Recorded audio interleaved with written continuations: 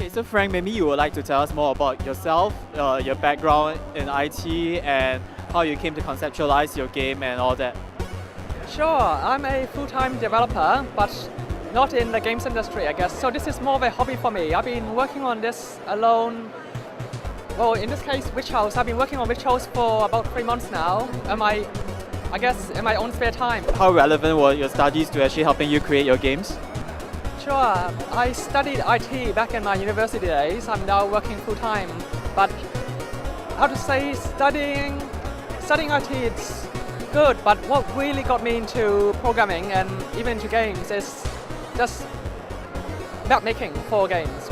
Back in the old days, you had games like Warcraft, Starcraft, where you make maps for those mods, and back then, those are high school days actually, and by making mods, by making maps, that's when I really learned programming.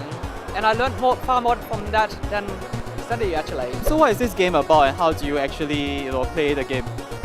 Sure, so this is a action horror RPG. It's very much in the vein of Diablo, but with survival horror elements, such as what you find in Left 4 Dead, for example, where you're surviving through hordes of enemies from one checkpoint to another.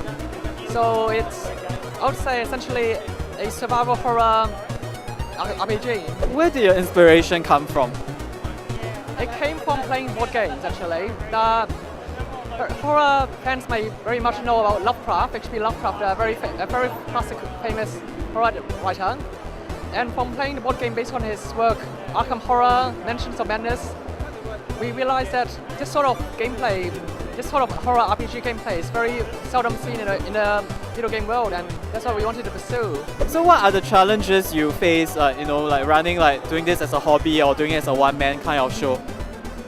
Well, the good thing is that there's no one for me to argue with, which is a frequent problem with teams. But on the other hand, I guess the problem would be, say, last night, for example, where I had only had 1 hour sleep, just getting everything ready and fixed and essentially performing all roles by myself.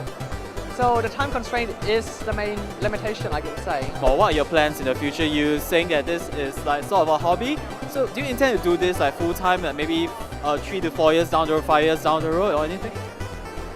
Certainly, potentially, because this is essentially my first game, and I guess it depends on very much. The games industry is very turbulent here, especially here in Australia. So I love games, and whether it's full time or as a hobby, I'll continue making games either way.